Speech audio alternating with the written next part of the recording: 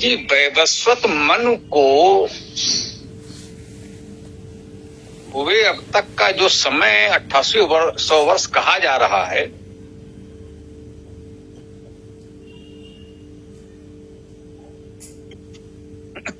निश्चित रूप से हम ये स्वीकार करते हैं कि किसी संवत के रूप में या और कहीं पूरी तरह से 100% प्रामाणिक रूप में संभवतः ये संख्या उतनी उपयुक्त उपलब्ध नहीं है। ये ऐतिहासिक गणनाओं पर आधारित है।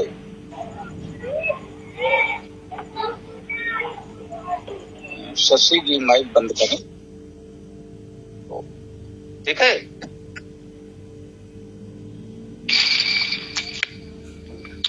तो स्वामी जी, जैसे कि तो मेरा सवाल ये रहा तब था ना कि 8800 वर्ष जैसे वैवस्वत मनु जी का हम लोग मानते हैं, तो उससे पहले मतलब उसकी पीढ़ी जैसे जो सृष्टि की जो पीढ़ी मतलब प्रथम पीढ़ी से उसकी कितने दिन मतलब कितनी पीढ़ी में वो जन्म लिए थे?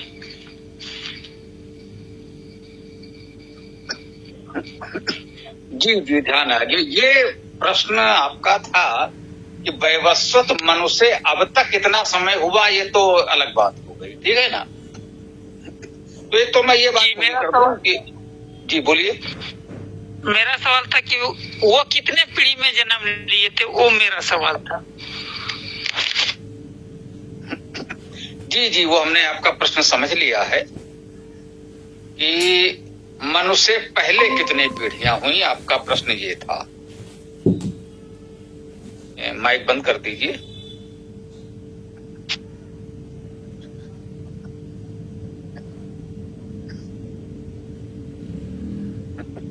तो दीपक जी का प्रश्न ये है कि वैवस्वत मनु से पहले कितनी पीढ़ियां हुई।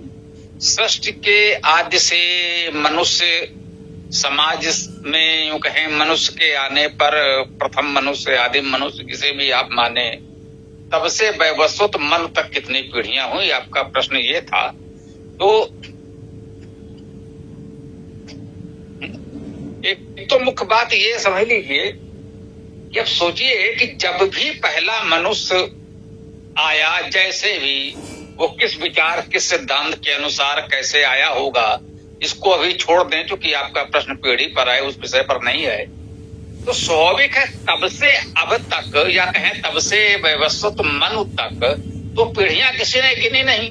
ऐसा तो है नहीं कि कोई जो पहला मनुष्य जैसे भी आया पृथ्वी पर और तब से ही उसने गणना प्रारंभ कर दी कि भाई वो हुआ और उसका पुत्र हुआ, उसने लिखा भाई मेरे पिताजी प्रथम मनुष्य ये थे, उसके बाद उनके पुत्र ने कहा कि भाई मैं तीसरी पीढ़ी में हूँ और मेरे दादाजी प्रथम मनुष्य वो थे, मेरे पिताजी ये थे, तो इतनी आयु उनकी हुई, इतना समय उनको हुआ। तो इस तरह से प्रथम मनुष्य से लेकर और वैवस्वत मनु तक कुल कितने पीढ़ी या कितना समय बीता, इसका कोई उल्लेख कहीं पर नहीं है और व्यवहारिक रूप से आप माने वो हो भी नहीं सकता है। आपका प्रश्न ये है कि भाई प्रथम मनुष्य से वैवस्वत मनु तक कितना समय हुआ, तो ये तो विश्व इतिहास में कहीं भी किसी भी देश में इसकी कोई बात की ही नहीं गई है, वो व्यवहारिक है ही नहीं।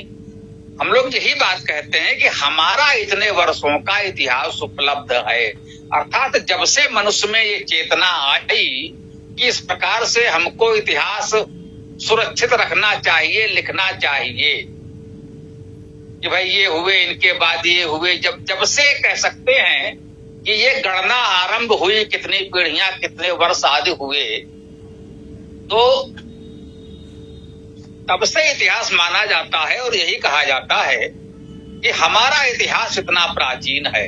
जैसे ये मैं आपको निश्चित रूप से ये कहना चाहूं तो जहां तक मेरी जानकारी है, विश्व का प्राचीनतम ऐतिहासिक संवत युधिष्ठिर संवत है। युधिष्ठिर संवत के प्रामाणिक उल्लेख मिलते हैं और यूं कह लें कि युधिष्ठिर के राज्याभिषेक से और आगे के समय का इसका तो लेखा जोखा, कालक्रम, गणना, वर्ष, पीढ़ी तो हमको मिल जाती है। युधिष्ठिर के पश्चात ये हुए, उनके पश्चात ये हुए, उनका राज्यकाल इतना रहा, इनका शासन काल इतना रहा। तो युधिष्ठिर के पश्चात का विवरण तो हमको ठीक से मिलता है। युधिष्ठिर का समय है और युधिष्ठिर संवत भी स्थापित हुआ था, युधिष्ठिर संवत भी हमको मिलता है। तो युधिष्ठिर से लेकर अब तक का आप उसे निश्चित ऐतिहासिक काल कह सकते हैं। युधिष्ठिर से पहले का किसी का भी शासनकाल निश्चित रूप से कहीं भी लिखा हुआ नहीं है। यदि यही कहें कि युधिष्ठिर से पूर्व उनके पिताजी पांडु ने कितने वर्ष शासन किया, नहीं पता, या पांडु के बड़े भाई दशरथ जो उस समय राजा थे उन्होंने कितने वर्ष शासन किया, नहीं पता। उनके पिताजी, उनके दादाजी शांतनु हुए, ठीक है, उनका शासनकाल कितना था, कब हुए। यदि ये कहा जाए कि भीष्म से युधिष्ठिर तक कितना वर्ष है, ये भी निश्चित नहीं है। तो भीष्म यद्यप राजा तो नहीं रहे, भीष्म के पिताजी शांतनु राजा थे, तो शांतनु से युधिष्ठिर तक कितना वर्ष हुआ ये भी जानकारी नहीं है, कहीं नहीं लिखा है। तो ये काल गणना तो वास्तव में युधिष्ठिर के राज्याभिषेक से ही निश्चित रूप से आरंभ होती है, परंतु युधिष्ठिर से पूर्व का समय थोड़ा बहुत यहाँ वहां संकलित करने का प्रयास किया है। वो बहुत कुछ अनुमानित है, सुनिश्चित नहीं है। वैवस्वत मनु से युधिष्ठिर तक 98 पीढ़ियों का उल्लेख मिलता है और 98 पीढ़ियों का शासन काल कुछ अन्य उल्लेखों से गणना करके ये निकाला गया है कि ये 3662-72 या कितने वर्ष है वो हमने लिखा हुआ है, समय ध्यान में नहीं आ रहा, लेकिन लगभग इतना है, 3600 कुछ वर्ष ऐसा मान लें, 3700 से नीचे है, तो 3600 से कुछ अधिक वर्ष वैवस्वत मनु से युधिष्ठिर तक हुए। ये भी एक गणना है, अनुमान है, सुनिश्चित लिखा हुआ नहीं है। लेकिन जो कुछ उल्लेख कहीं हमें प्राचीन मिल सके, हम ये भी जानते हैं भाई उस समय तालपत्र भोजपत्र पर कुछ लिखा भी गया होगा तो नष्ट हो गया, ये भी हम जानते। कालक्रम से बड़ी बड़ी चीजें नष्ट हो जाती हैं, पत्थर के शिलालेख भी नष्ट हो जाते हैं, जो पुराने मिले वो पढ़े नहीं जा सके, उसकी लिपि अलग थी, कुछ कालक्रम के साथ दुर्घटनाओं में नष्ट हो गए, अग्निकांड में, बाढ़ में, प्राकृतिक आपदा में या परस्पर संघर्ष में शत्रुओं ने नष्ट कर दिए आक्रमण करके। वो यहाँ किसी को कोसने का विषय नहीं है कि किसने कहाँ क्या विनाश किया, लेकिन बहुत से इस तरह के आवश्यक पुस्तकें, जानकारियां, अभिलेख नष्ट हुए, ये भी हम जानते हैं। तो अब तक जो उपलब्ध जानकारी हम लोगों के पास है उससे आप ये कह सकते हैं कि युधिष्ठिर के बाद का इतिहास तो कालक्रम सहित हमारे पास बहुत कुछ उपलब्ध है। युधिष्ठिर से पहले का अनुमानित है 98 पीढ़ियों का उल्लेख वैवस्वत मनु से युधिष्ठिर तक है और उनका समय 3600 वर्षों से कुछ अधिक यदि किसी गणना से आया है तो वो थोड़ा व्यवहारिक भी प्रतीत होता है। एक पीढ़ी 100 वर्ष में लगभग 3 पीढ़ियों का समय बहुत कुछ व्यवहारिक लगता है, जब तक बहुत से इतिहासकार इतना भी नहीं मानते। लेकिन चलिए थोड़ा सा हम उदारता से इतना मान लें तो ये कुछ ठीक लगता है। युधिष्ठिर से पहले का समय भी कुछ उल्लेखों की गणना पर आधारित है, बिल्कुल सुनिश्चित नहीं है। और वैवस्वत मनु से पहले का तो कोई कालक्रम है ही नहीं। अधिक से अधिक कुछ पुराणों में अतिरंजित उल्लेख मिलते हैं, उनसे पहले कुछ ही घटना हुई होगी, ये प्रजापति थे, ये दानव, असुर, देव, वो सब ऐसा है कि जिसमें इतिहास है, नकारा नहीं जा सकता। मैं ये नहीं कह रहा हूँ वो सब व्यर्थ है या काल्पनिक है, परंतु इतिहास और कल्पना का इतना मिश्रण है कि उसको अलग करके व्यवहारिक इतिहास को खोज पाना भी कठिन है, लेकिन उसको भी आदिकाल प्रागैतिहासिक काल के रूप में संकलित करने का प्रयास हो रहा है, कुछ विद्वानों ने किया है। तो ये मान ले वैवस्वत मनु से युधिष्ठिर तक का समय अनुमानित है। वैवस्वत मनु से पहले का कोई कालक्रम, कोई समय निर्धारित नहीं है, कोई जानकारी नहीं है। युधिष्ठिर के बाद का समय हम लोग गणना करके बता सकते हैं। तो पूरे इतिहास को इस रूप में आप समझ सकते हैं। बहुत बहुत धन्यवाद स्वामी जी। जैसे कि ये युधिष्ठिर का जो उसके बाद की जो राजा हुए उसको शायद सत्याग्रह प्रकाश या ऋग्वेद आदि भाष्य में हमने पढ़ा था, लेकिन उसके ऊपर की जो है वो नहीं पढ़ पाए अभी तक कहीं पे। इसके लिए मेरा ये सवाल था। बहुत बहुत धन्यवाद आपका। आपके पास आपने हमसे पुस्तकें मंगाई हैं कोई, ये बताइए जरा। वैदिक इतिहास में बहुत कुछ है। बहुत बहुत धन्यवाद। अभी ऑर्डर किए हैं, पहुंचा नहीं है मेरे पास। अभी ऑर्डर किए हैं 3 किताब।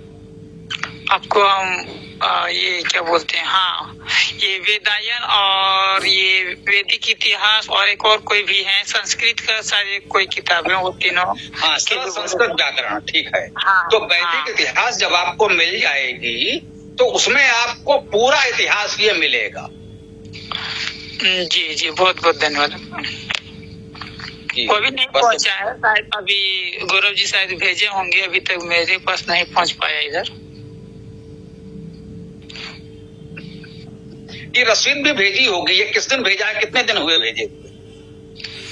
2-3 दिन हुए होंगे। 2 या 3 दिन लगभग हुए होंगे भेजे हुए।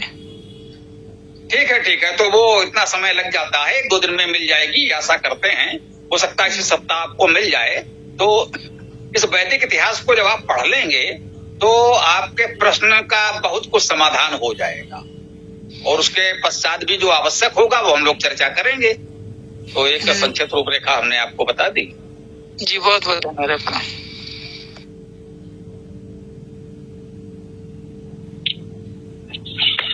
स्वामी जी नमस्ते। यह 2 शब्द अक्सर व्यवहार में इस्तेमाल होते हैं, भाई और बहन। तो बहन शब्द क्या इस तरह से लिया जाए, जो वहन करती है, तो वहाँ पर वह बन का हो जाएगा। और दूसरा शब्द इसमें आता बहन, वह बकरी वाला, तो उसका मतलब ये है जो प्रवाहमान है, बह रही है। उसी तरह से सब जो भाई इस्तेमाल होता है, मतलब जो प्रकाशित है या प्रकाशमान हो रहा है। इस तरह से उनको शब्दों को रिश्ते में लिया गया। देखिए, इस तरह से अर्थ न करें तो अच्छा है, क्योंकि देखिए जिन शब्दों का आप उल्लेख कर रहे हैं ये वर्तमान लोक व्यवहार के शब्द हैं, अर्थात अपभ्रंश हैं। जो मूल शब्द है उससे बिगड़ कर बना है। शब्द है भ्रातृ या भ्राता, उससे बना भाई। शब्द है समता भगिनी, जिससे बना बहन। क्या कोई और शब्द हो सकता है जिससे बहन बना हो? तो जो वेद में या लौकिक संस्कृत में शब्द आए हैं वो क्रमशः प्राकृत में और अपभ्रंश भाषा में कुछ इस रूप में प्रयोग होने लगे हैं। तो अर्थ तो मूल शब्द का ही धातु से निकल सकता है। लोक व्यवहार में उसका कौन सा रूप उपयोग हो रहा है उसको तो उन धातुओं से अर्थ निकालना कठिन है। जैसे भी आपने कहा बहन में चाहे वाह हो या बा हो, अब लोक भाषा में बहना कहते हैं, बह रहा है, तो ये लोक भाषा का वह है। संस्कृत में देखेंगे तो उसको भी प्रवाह कहते हैं, सबसे भी परिचित होंगे। नदियों का प्रवाह, जल प्रवाह, है ना। तो वह धातु है, वह धातु का अर्थ ही है बहना, ले जाना, प्रवाहित होना, वो वह धातु से ही बन रहा है। अब भ्रंश में वा का बा हो गया तो उससे कोई अंतर नहीं पड़ा यदि उस दृष्टि से देखेंगे तो। हाँ, एक शब्द वाहिनी है, ये भी आप देख रहे हैं, वाहिनी शब्द का भी प्रयोग हो रहा है। तो वह धातु है, वाह है, बा नहीं। जो मूल धातु है जो वैदिक और संस्कृत भाषा में है, तो वाह है, वह है, वहन करना। और ये बहन जो लोक व्यवहार में है, अभ्रंश शब्द है, ये संभवतः भगनी से बना है। भा का बा हो गया, और यूं कहें कि भा में तो बा और हा दोनों है, बा और हा मिलकर ही भा बनता है। हम भाषा शास्त्र के दृष्टि से देखें, अपनी वेदांग व्याकरण शिक्षा से देखें, तो भा में बा और हा की ध्वनि मिली होती है, इसे महाप्राण कहते हैं, तो बनता। अब भा जो है वो बा और हा में टूट गया तो भगनी का बहनी हो गया, बहनी हो गया, बहन हो गया। अब लोग व्यवहार में लोग बहनी भी बोलते हैं, बहनी बोलते हैं, बहन बोलते हैं, बहनी बोलते हैं, वो सारे प्रयोग चल रहे हैं। तो यूं देखें कि जो मूल शब्द है उसका ही धातु अर्थ ले सकते हैं, लोक व्यवहार का थोड़ा कठिन है। तो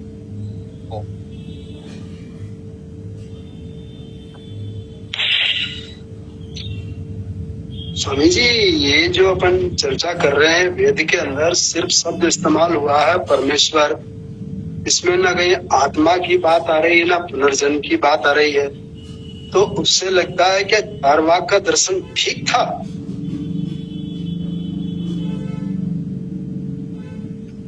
देखिए, चारवाक का दर्शन क्या है ये कोई नहीं जानता।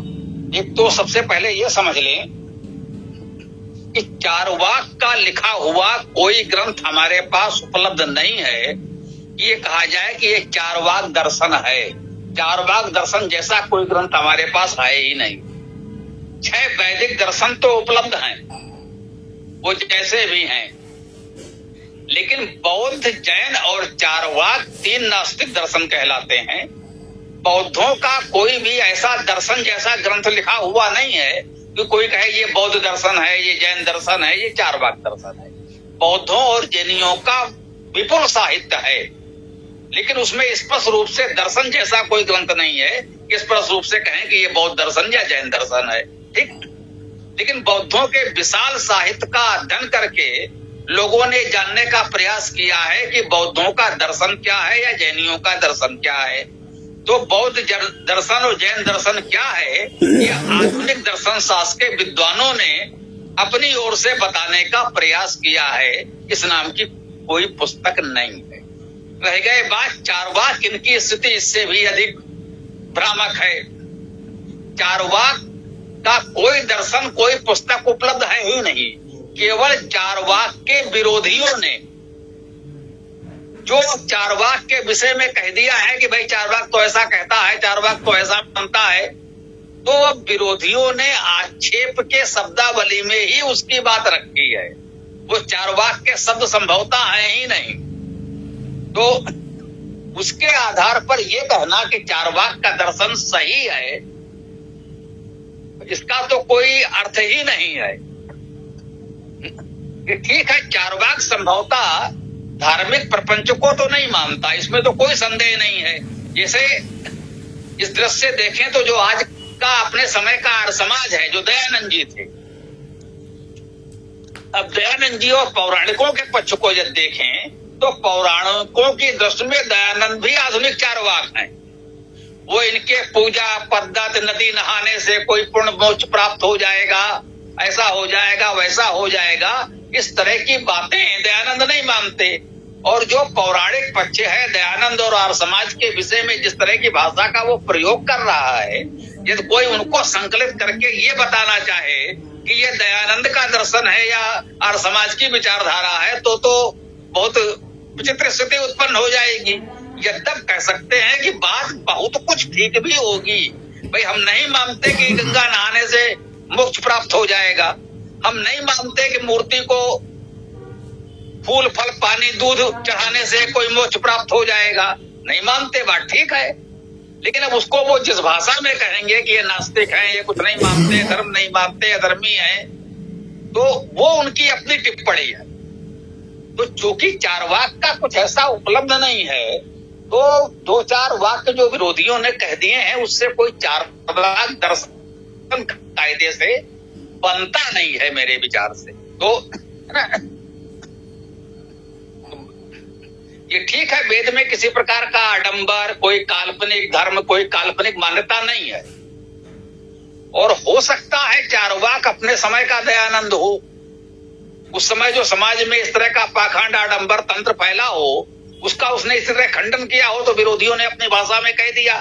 ठीक है, जो कहा जाता है चार्वाक ने कहा कि यदि यज्ञ में घोड़े को मारने से उसको स्वर्ग मिलता है, तो तुम लोग अपने परिवार वालों को ही तो नहीं मार के डाल देते, उनको ही स्वर्ग मिल जाए। तुम बेचारे घोड़े को मार रहे हो, अपने माता पिता भाई को मार दो, यजमान को ही मार के डाल दो, चलो उसी को स्वर्ग मिल जाए। तो बात तो उसकी तार्किक है, कही जा सकती है। यही तो हम भी कह रहे हैं कि भाई इस तरह से हवन में पशुओं की बल देना उचित नहीं है। तो चूंकि उसका कोई दर्शन है ही नहीं, इसलिए इस प्रकार से चार्वाक दर्शन को तो उचित नहीं, मतलब कहना कठिन है उचित या अनुचित। लेकिन ये ठीक है, वो तमाम धार्मिक पाखंड आडंबर का विरोध कर रहा है। और हाँ, एक बात और है, जो भी चार्वाक के नाम से कहा जा रहा है, वो एक प्रकार से वेद का भी खंडन बुद्ध की तरह कर रहा है कि भाई वो मानता है कि यदि वेद के नाम पर आप वैदिक कर्मकांड बताकर ये हवन कुंड में पशुओं की बल दे रहे हैं, तो भाई ये वेद भी ठीक नहीं है। ये वेद की रचना करने वाले भी कोई धूर्त होंगे, तो वेद को पढ़ करके उसका खंडन नहीं कर पा रहा है। लेकिन वो कह रहा है जब वेद के नाम पर इस तरह से आप बलि दे रहे हैं, तो वेद को लिखने वाले कोई धूर्त होंगे। तो अब इस आधार पर चूंकि वो भी उसका चार्वाक का लिखा हुआ मिल नहीं रहा है, उसके विरोधियों की टिप्पणियां हैं वास्तव में ये, तो उस आधार पर चार्वाक को तो कुछ कहना मुझे लगता है ठीक नहीं है। वेद हमारा जहां जैसा है और उसको जैसा हम आप समझ पा रहे हैं, वही हमारे लिए उचित होगा। हाँ गुरु जी प्रणाम। ये तो सायणाचार्य ने कहा है कि घोड़े को काट करके उसकी आहुति दी जाए, और जजमान को भी और आचार्य को भी स्वर्ग सीधा मिल जाएगा। स्वर्ग की कल्पना की हुई है, और चार्वाक की तो मैंने नहीं सुना है। जो भी हो, बहरहाल मीमांसा में, उदयवीर शास्त्री की मीमांसा में है कि ये बात जो है सायणाचार्य ने कहा है कि पशुओं की बल की बात है। संदर्भ दिया अथर्ववेद का, तो मैंने पूरा पढ़ा, उसको पूरा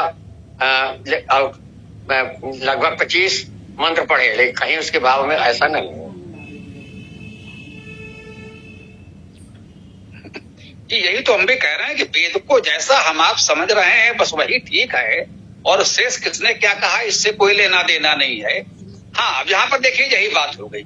आपने किसी शास्त्री जी की पुस्तक, जिसे आपने कहा कोई पंडित उदयवीर शास्त्री जी, ठीक है, वो हमारे मान्य विद्वान है, लेकिन उनकी पुस्तक में आपने पढ़ा कि सायण ने ऐसा कहा है।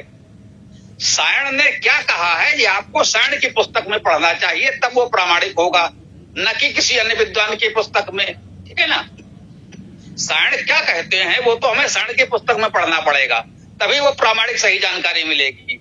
दूसरा व्यक्ति क्या बता रहा है वो उसके अपने पूर्वाग्रह हो भी सकते हैं। मैं उदयवीर शास्त्री जी के विषय में कुछ नहीं कह रहा हूँ, व्यक्तिगत रूप से वो बहुत अच्छे मान्य विद्वान हमारे लिए आदरणीय है, ठीक है, लेकिन ये सिद्धांत की बात है कि यदि सायण की बात हमें करनी है तो सायण की पुस्तक पढ़नी होगी। आप सायण का भाष्य पढ़ेंगे तो आपको मिलेगा, निश्चित मिलेगा। यदि उन्होंने सही लिखा है तो आपको वहां वो मिलना चाहिए। तो तरीका ये होता, इसीलिए मैंने चार्वाक के विषय में कहा ये ठीक है। चार्वाक के विषय में उनके यही कहा जा रहा है, त्रयो वेदास कर्तारो भांड धूर्त निशाचरा। वो कह रहे हैं यदि हवन में घोड़े को मारने से स्वर्ग मिलता है तो यजमान अपने पिता को ही क्यों नहीं मार देता, क्यों नहीं हवन कुंड में आहुति दे देता उसकी। तो लोगों का ये कहना है कि चार्वाक ने ऐसा कहा।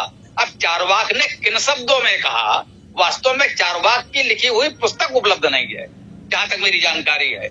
यदि मेरी जानकारी ठीक नहीं है तो उसमें संशोधन आप कर सकते हैं। मैं सब कुछ नहीं जानता हूँ, मैं कभी नहीं कहता कि भाई मैं सब कुछ जानता हूँ, हो सकता है मेरी जानकारी उतनी ठीक ना हो, तो हमें इस रूप में जानना पड़ेगा। सायण ने जो लिखा है वैसा नहीं कि सायण ने अपनी कल्पना से अपने समय में लिख दिया, उसके पहले ये परंपरा चली आ रही थी, वही सायण ने लिखा है। उनके समय में जो परंपरा थी सायण ने बस उसको शब्द दिए हैं, लिखा है। सायण ने वैसा लिखा है, इसके तो मैं पुष्ट कर रहा हूं क्योंकि मैंने सायण को पढ़ा है। मैं सायण को पढ़ के कह रहा हूं लेकिन आप मेरे कहने से ना मानिए, साइंड को पढ़ के मानिए। मैं फिर यही बात कहूंगा कि हो सकता है मेरे समझ में भूल हो गई हो, आप स्वयं पढ़ेंगे तो और अच्छा होगा। गुरुदेव, उसी तरह से गौतम बुद्ध ने भी कहा है कि यदि लगाया है, यदि ये मांस काट, घोड़े का मांस काट करके आहुति दी जाए तो ऐसे वेद को नहीं मानता। उन्होंने यदि कहा है, इफ लगाया है, उनका भी कहना सही था। जी बिल्कुल ठीक बात है। अब यही अंतर है ना कि यदि गौतम बुद्ध ने वेदों का गंभीर स्वाध्याय करके ये बात कही होती कि भाई ये वेद में कहाँ लिखा है दिखाओ। अब गौतम बुद्ध ने अनुभव किया होगा कि लोगों से इतने शास्त्रार्थ तो नहीं किया जा सकता, ये सुनेंगे नहीं, तो उन्होंने जन सामान्य को समझाने के लिए सीधे सीधे कह दिया कि भैया ऐसी बात जिस वेद में लिखी हो उसे मानना जरूरी नहीं, उसे मानना आवश्यक नहीं है, आप अपने विवेक से विचार करें, आत्मदीपो भव। गौतम बुद्ध का सिद्धांत ये था कि भैया वेद में क्या लिखा है उसका अर्थ कोई कुछ कर रहा है, कोई कुछ कर रहा है, अरे भाई वेद में जो लिखा है वो लिखा रहने दो। यदि वेद में ऐसी अनुचित बातें हैं तो ऐसे वेद को मानना आवश्यक नहीं है। अब ईश्वर ने आपको भी विवेक दिया है, आत्मदीपो भव, आप स्वयं दीपक बनो, अपने विवेक से निर्णय लो। तो बुद्ध अपने स्थान पर ठीक थे, लेकिन अब उसके बाद बुद्ध के नाम पर ही एक पूरा धार्मिक संप्रदाय खड़ा कर दिया गया, तो वो ठीक नहीं हुआ। मैं कहता हूं कि यदि बुद्ध ने बाद में ये सब देखा होता त्रिपिटक को, तो वो संभवतः स्वयं कहते यदि आपको त्रिपिटक ही ढोना था तो वेद ही क्या बुरे थे। तो ये तो सब क्रम चलता रहता है, क्या किया जाए। हाँ स्वामी जी, चारवाक के दर्शन के जो आपने बताया प्रक्षेप होते हैं, बात ठीक है। उसी में बार बार कहा जाता ना, यावत जीवे सुखम भवेत घृतम पीत्वा रणम प्रत्येत।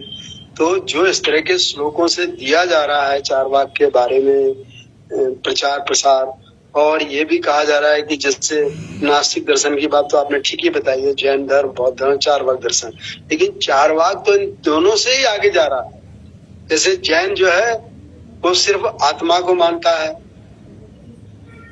गौतम बुद्ध जो है वो परमेश्वर के बारे में चुप है, लेकिन ये जरूर कहते हैं कि भाई अगर मान लीजिए आपकी जरूरत है, आपको पीड़ा है, तो मैं परमेश्वर के नाम से क्यों दौड़ता रहूं। भाई आपको पीड़ा है तो उसका उपचार किया जाना चाहिए, यहाँ पर लाकर के बात को रोक देते हैं। लेकिन चारवाक जो है दोनों तीनों को मना कर देता है, पुनर्जन्म को भी मना कर देता है, आत्मा को भी मना कर देता है, परमेश्वर को भी नहीं मानता। वो कहता है अगर दुनिया परमेश्वर ने बनाई तो बनाई होगी, नहीं बनाई है तो मुझे क्या लेना देना। चारवाक इस तरह का दर्शन में देता है जो उनके प्रक्षेपक बोलते हैं। जी निश्चित रूप से हमने यही कहा कि जो ये श्लोक कहे जा रहे हैं, यावत जीवे सुखम जीवे रणम कृत्वा घृतम पीवेत भस्मीभूत देह से पुनरागमनम कुता।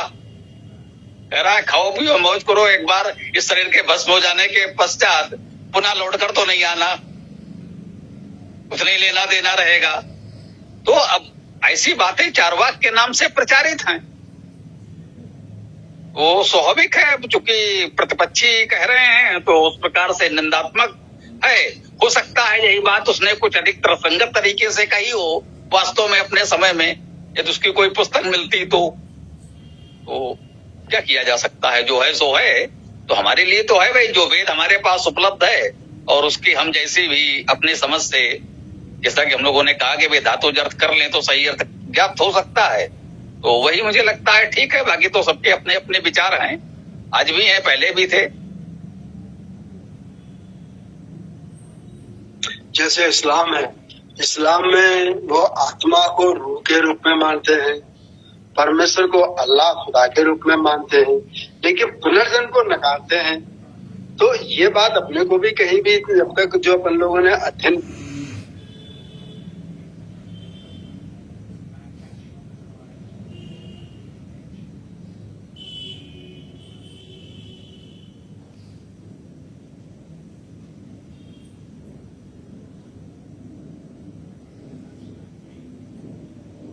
निश्चित रूप से मुझे लगता है कि पुनर्जन्म कहीं न कहीं ये भारतीय क्षेत्र की ही परिकल्पना है।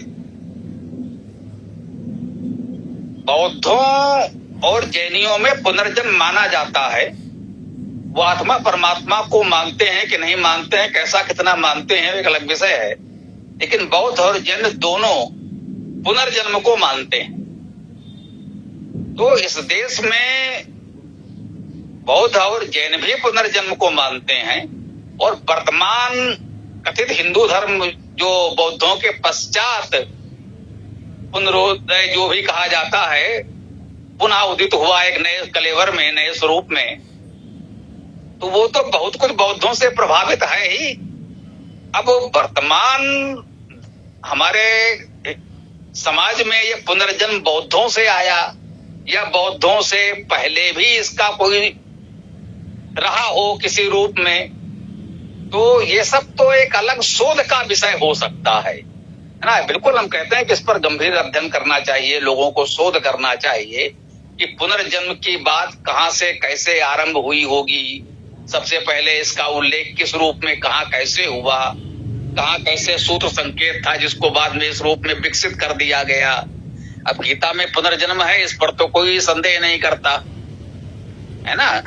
बौद्धों जैनियों में है, गीता में भी है, पुराणों में तो भरा ही पड़ा है। तो ये ठीक है अपने बात। दिलीप जी कुछ कह रहे हैं, बताइए। नमस्ते आचार्य जी, क्या वेदों में पुनर्जन्म का उल्लेख नहीं है?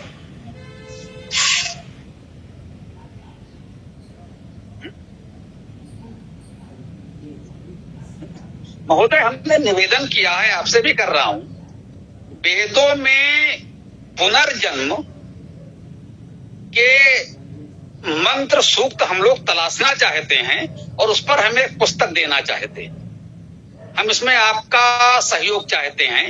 हमने वेद में स्वराज्य के सूक्त तलाशे, हमने निवेदन किया कि भाई ऐसे सूक्त दीजिए, ऐसे मंत्र दीजिए जिनमें स्वराज्य और राष्ट्र की बात आई हो।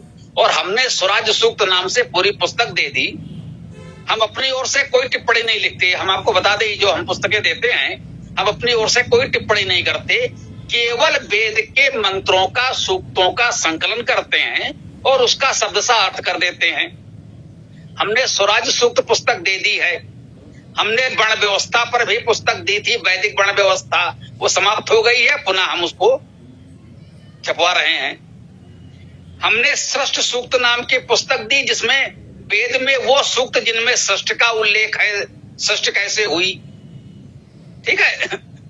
तो इसी प्रकार से हम चाहते हैं वेदों में पुनर्जन्म या वैदिक पुनर्जन्म व्यवस्था, इस पर हम पुस्तक देना चाहते हैं। आप वेद के उन सूक्तों का निर्देश कर दें जहां पर वो पुनर्जन्म स्पष्ट रूप से आ रहा हो। तो उन सूक्तों पर हम इसी कक्षा में शब्दशः अर्थ करते हुए चर्चा करेंगे और उस पर पूरी पुस्तक प्रकाशित करके आपको दे देंगे। इस पर मुझे फिलहाल इतना ही निवेदन करना है। इस तरह का स्पष्ट अभी हम लोग चूंकि नहीं कह पाए हैं, और हमारा निवेदन यही है कि आप वेद को पढ़ें, वो चाहे पुनर्जन्म हो, चाहे त्रैतवाद हो, चाहे कर्मकांड हो, जब आपको मिल जाए तो है, जब तक न मिले तब तक नहीं है। मैं ऐसे किसी प्रश्न पर अपनी ओर से हाँ या नहीं कहता। ये मेरा अपना सिद्धांत, स्वभाव, व्यवहार जो भी मानते, मैं इस विवाद में पढ़ता ही नहीं। हमें यही कहना है, वो सूक्त ले आइए, उस पर आगे बढ़ा दिया जाए और सब पढ़ने वाले निश्चय करें। आज ही मैं प्रयास करूंगा। मार्च के बाद, मार्च तक मैं थोड़ा व्यस्त हूँ कार्यक्रम के लिए। जो 150वीं हम समाप्ति का जो कार्यक्रम कर रहे हैं उसके लिए, तो मैं अप्रैल मई में मैं अवश्य इस विषय में आपको मंत्र सहित बताऊंगा। धन्यवाद जी, आपका बहुत सहयोग होगा। आप समझ रहे ना, हमारे कार्य करने की प्रणाली ये है, यदि हम कुछ कहें और उस पर तर्क वितर्क नहीं, स्वयं वेद के शब्दों में जो सत्य है वो सामने रख दिया जाए, तो उस पर किसी को प्रश्न करने का अवसर ही नहीं रहेगा। किसी ने हमसे कहा क्या वेद में कुछ राष्ट्र के विषय में है? मैंने निवेदन किया कि भाई जरा खोज के आप लोग दीजिए। हमारे एक साथी ने खोज करके दे दिया, हमने पुस्तक प्रकाशित कर दी। लो भैया, ये रहा स्वराज्य सूक्त। वेद के इतने मंत्रों सूक्तों में स्वराज्य भरा है। उसके अतिरिक्त और भी हो सकते हैं, सारे आ गए उसमें, ये मैं दावा नहीं कर रहा, लेकिन इतने मैंने दे दिए हैं कि अब कोई ये तो नहीं कहेगा कि वेद में स्वराज्य या राष्ट्र ऐसा शब्द नहीं आया। इतना तो प्रमाण मैंने दे दिया, अब कोई नकार नहीं सकता, पूरी पुस्तक आपके हाथ में है। तो हमारा तरीका ये है, इसमें आप लोग सहयोग करें, आगे बढ़े, बहुत अच्छी बात है। बहुत बहुत धन्यवाद आपको। जब अवसर मिले थोड़े समय पश्चात ही सही, ईश्वर ने यदि हमारा ये शरीर स्वास्थ्य बनाए रखा तो वो पुस्तक भी अवश्य देने का प्रयास करेंगे। धन्यवाद।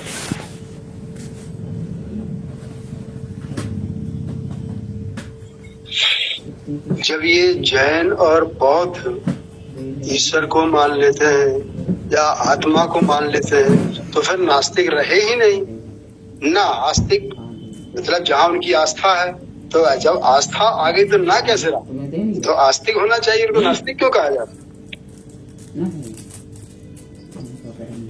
वास्तव में नास्तिक की परिभाषा आपको जानकारी नहीं है।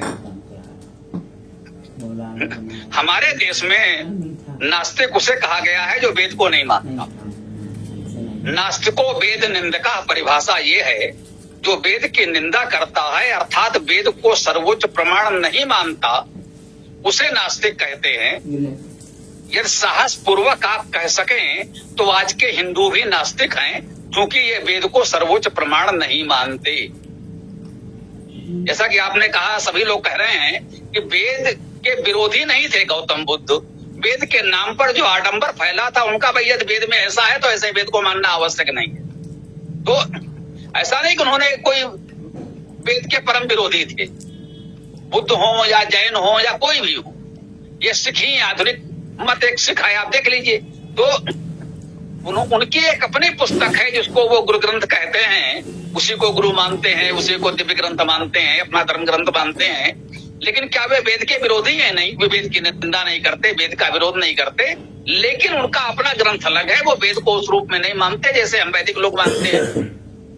तो जो वेद को सर्वोच्च ग्रंथ नहीं मानते, जो वेद को सर्वोच्च धर्म का प्रमाण नहीं मानते, उनको हम नास्तिक कहते हैं। ये हमारी परंपरा है। धर्म जिज्ञासमानानां प्रमाणम परमम श्रुति, वेदो खिलो धर्म मूलम, नास्तिको वेद निंदका।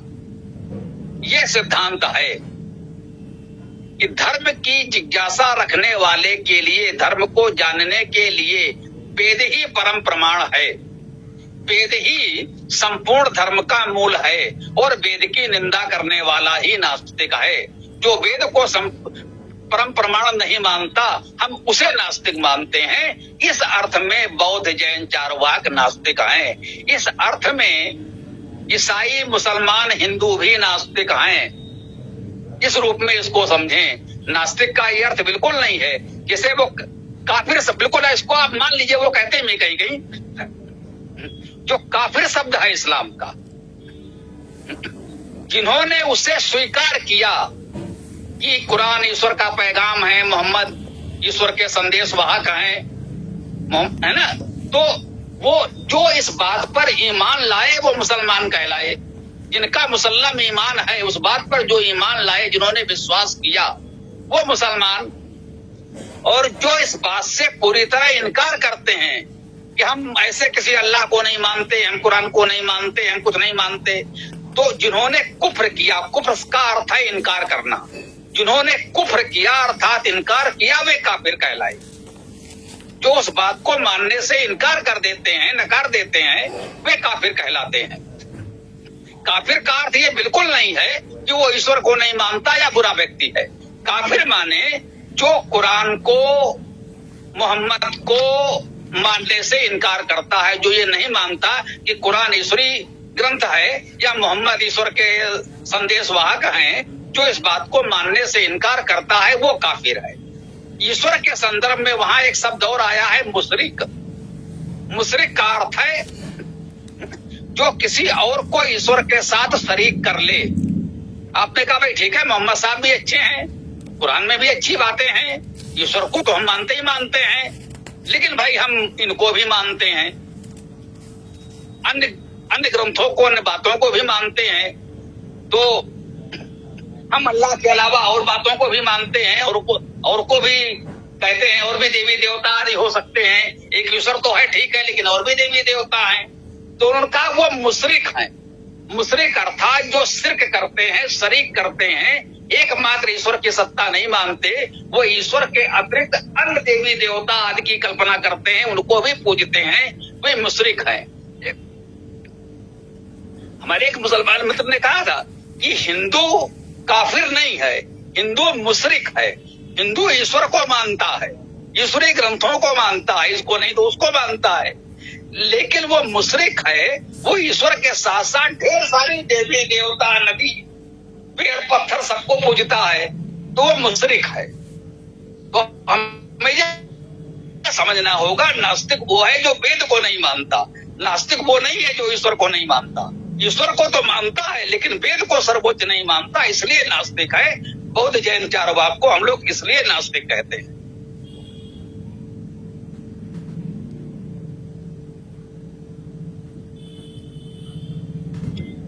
जैसे आपने भी बताया कि काफिर जो है शब्द बना हुआ कुफ्र से, मेरी कभी चर्चा हुई थी किसी से मुस्लिम से ही, तो उसको पूछा भाई काफिर क्या है, तो बोले जो कुरान को नहीं मानता, अल्लाह को नहीं मानता।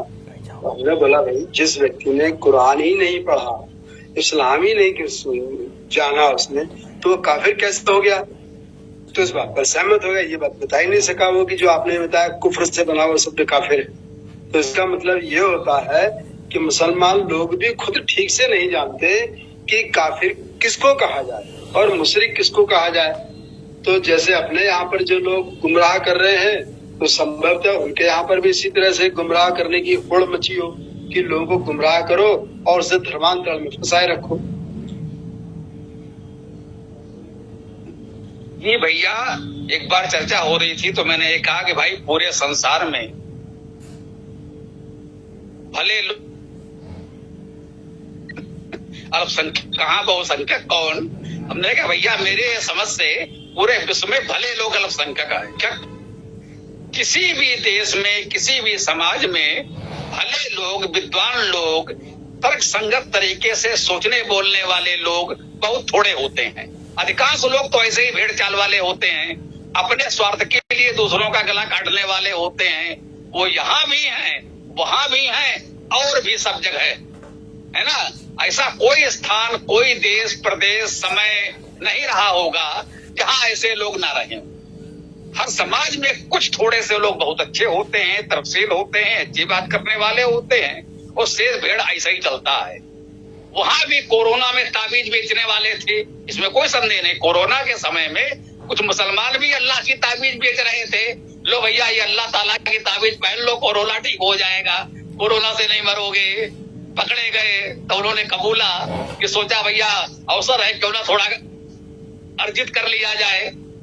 हमारे यहाँ भी ऐसे बहुत से बाबा जी होते हैं, झाड़ फूक करके सब सारे दुख दर्द, दुख पीड़ा दूर कर देते हैं। बस उनके चढ़ावा चढ़ाते रहो। इस मंदिर में चढ़ावा चढ़ाने से ये हो जाएगा, उस मंदिर में वो हो जाएगा, यहाँ चादर चढ़ाने से ये हो जाएगा, वहां चादर चढ़ाने से ये हो जाएगा। तो अधिकांश लोग तो ऐसे ही पाखंडी हैं, लोगों को भ्रमित करके और अपना स्वार्थ सिद्ध करने वाले हैं। यहाँ भी है, वहां भी है, यत्र तत्र सर्वत्र हैं। भले लोग थोड़े से हैं, उधर भी हैं, इधर भी हैं। तो ये तो सत्य है।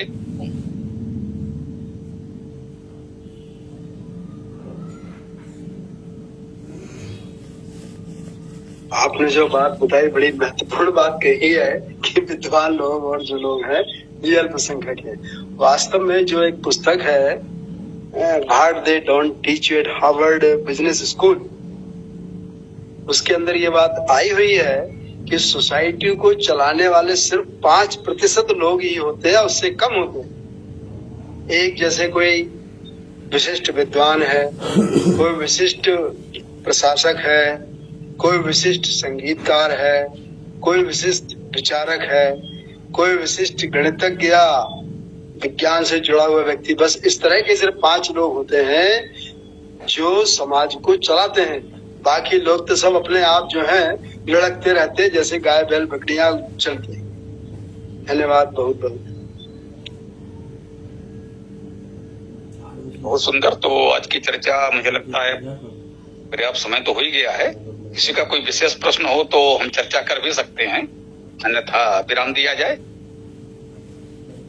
किसी को कुछ कहना है तो बताएं।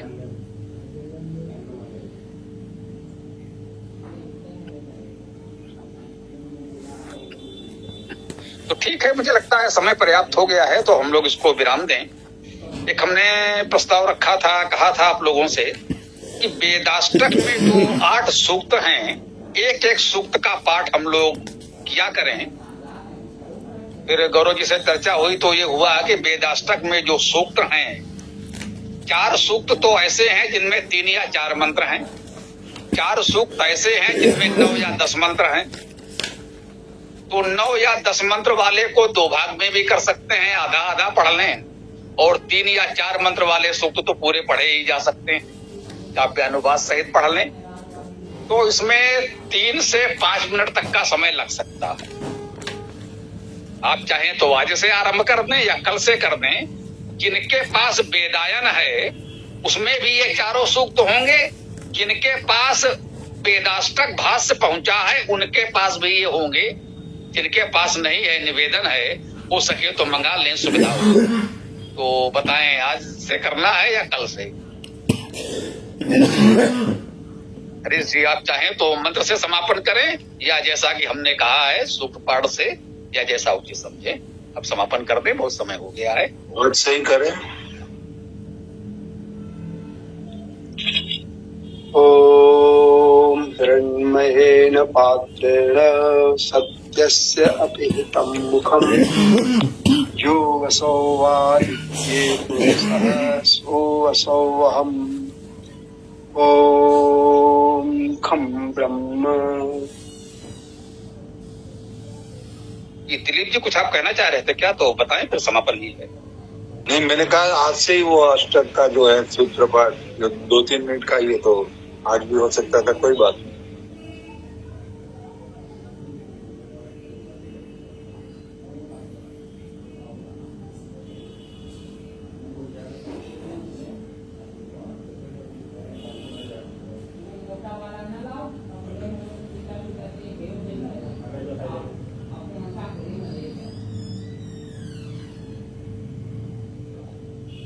हाँ, तो कोई नहीं कि कोई कर सके तो ये पाठ कर दे एक सूक्त का, ठीक है? कोई करेगा, कोई नहीं करेगा, गौरव कर सकें, गौरव ही कर दे। कोई भी एक सूक्त छोटा सा 3 या 4 मंत्र वाला ही आज कर दो, कल से फिर जैसी भी होगी व्यवस्था बनाई जाए।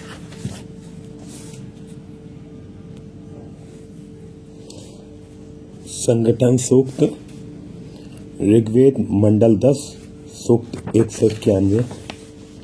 ओम सम सम इति युसे वृषन् अग्ने गौरव को विश्वानि। सुनाई नहीं पड़ रहा है, क्या बात है? गौरव बोल रहे हैं क्या? हाँ, अब आपका माइक बंद हो गया गौरव जी। हम तो बोल रहे सुनाई हैं। नहीं पड़ रहा है बिल्कुल। हेलो, कोई समस्या है क्या वहाँ? हम बोल रहे हैं।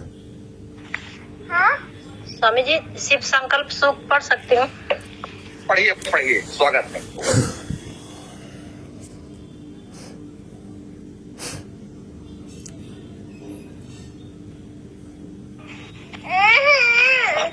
ओम यज्जाग्रतो दूरम उत एति देवम तत्उ सुप्तस्य तथा एव एति दूरम गमम ज्योतिषाम ज्योति एकम तत्पे मना शिव संकल्पमस् येन कर्मणि अपसो मनीषिणो के कृण्वन्ति विद्येषु धीरा यत् अपूर्वम् यक्षम् अन्तः प्रजानां तत्मे मनः शिव संकल्पमस्तु यत् प्रजानाम् उच्चेतु धृतिश्च यत ज्योति अन्त अमृतं प्रजासु यस्यात्ना रित्ये किंचन कर्म क्रियते तत्मे मनः शिव संकल्पमस्तु येन इदं भूतं भुवनं भविष्यत् परिगृहीतम् अमृतेन सर्वं येन यज्ञतायते सप्तहोता तत्मे मनः शिव संकल्पमस्तु यस्मिन् ऋचा साम युजिषं यस्मिन् प्रतिष्ठिता रत्नाभो इवारा यस्मिन् चिन्तं सर्वम् ओतं प्रजानां तत्मे मनः शिव संकल्पमस्तु सुसारथि अश्वान इव यत् मनुष्यान् निनीयते अभिशुभि वजिना इव रथ प्रतिष्ठम यत् अजिरम जविष्ठम तत्वे मना शिव संकल्पमस्तु। ओम सभी को सादा नमस्ते। चलिए, बहुत सुंदर मंत्र पाठ। ये जो संकल्प हम पढ़ते रहे हैं, इसमें देखिए वेदों की चर्चा किस प्रकार आई। ओम यस्मिन् ऋचः साम यजोंसि यस्मिन् प्रतिष्ठिता नाभो युवारा।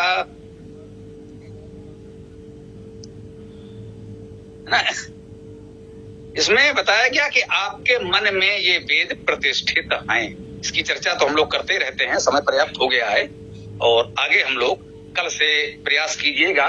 सब लोग वेदाष्टक या वेदायन से पुस्तक लेकर बैठें और एक एक पाठ हम लोग कल से करेंगे। आज के सत्र को यहाँ विराम देते हैं, कल हम लोग पुनः मिलते हैं। बहुत अच्छी चर्चा हुई। आप सबको बहुत बहुत धन्यवाद, बहुत बहुत आभार। ओम खम।